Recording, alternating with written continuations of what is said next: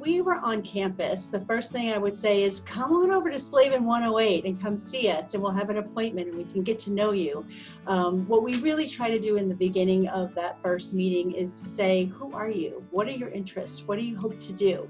Because we cannot even start working on a resume until we know who you are as the whole person, because every resume should be unique to the person who owns it. So we would go through that resume to make sure it's in tip-top shape, and then we would start talking about different ways that you can do the job search. So you can use Handshake, you can go to Indeed. There are a lot of different areas out there, and just make sure that the student is really aware of the ways to do the search. We would also talk about practice interviewing, because you can't just wing doing an interview, and we want to make sure that the student is really prepared. We would then talk about all of the ways that you can network. So there's LinkedIn, there's FriarLink, which I'll talk a little bit more in a minute, and then there's networking events that happen in different cities. So get out there, go see people, have coffee, make sure that you're connecting with people face to face, because that's the best way to connect with them. So now, instead of saying come into Slavin 108, we would say let's connect on Zoom, or let's have a phone appointment. And what we're really trying to do through this, because everyone is going through this pandemic in a different way, different situations, different living situations. So we start out every call by saying, how are you? How's your family? How are classes going? What's weighing you down right now? Because what we might find in that call is that the student just wants to talk about, I can't believe that I'm not going to have a graduation in a couple of weeks. So we want to make sure that we're addressing what their immediate concerns are, because that stress is sort of like a rock in the backpack, and it can really weigh you down.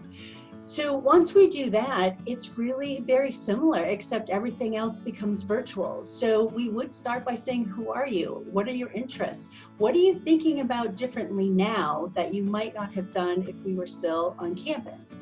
Then we can talk about all of the resources that we can do in person, or we can do virtually. So for example, when I was talking about you doing a resume review, we actually have a system that if you want to get your resume reviewed at 2 a.m., you can do it. It's called BMOC. It's an artificial intelligence resume reviewer, and it will go through your resume and walk you through bullet strength, overused words, misspellings, all of those different things.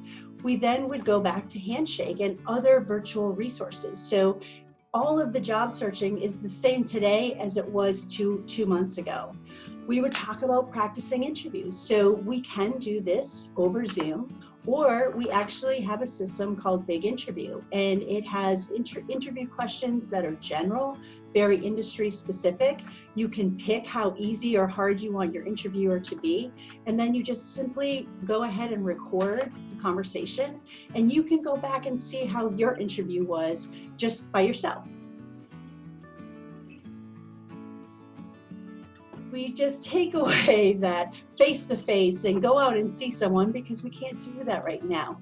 But as I mentioned a few minutes ago, we have a system called FriarLink. And FriarLink is like LinkedIn and Netflix created a new system specially for Providence College students.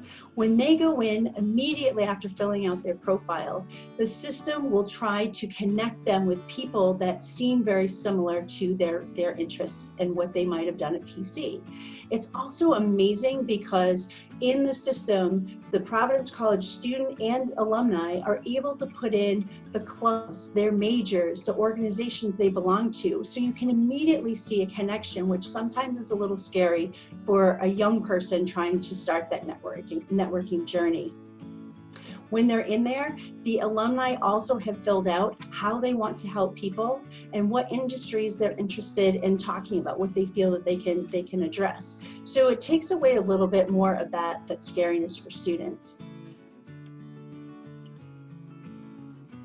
Focusing on things that you can control. Right now, the world is not able to control a lot of things. And if you can shift that a little bit to say, I can control working on my resume, I can control trying to have an appointment with the Career Education Center, that is something that will help you feel like you're moving forward instead of potentially feeling stuck.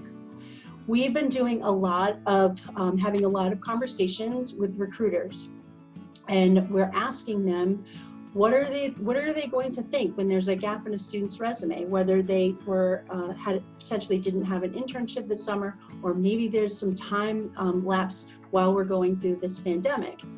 What they are all telling us is that they are going to make sure that they understand where that gap comes from, because they're going through it themselves. What they will look for, however, is what did you do during that time? Did you do nothing? That might not make you as competitive. Did you take another online class? Did you go and take advantage of LinkedIn learning courses? We at the Career Center can help you get Microsoft certified, and you could look at Excel or even PowerPoint. There's a lot of different things that you can do to keep that professional development moving, and that you can put on your resume too.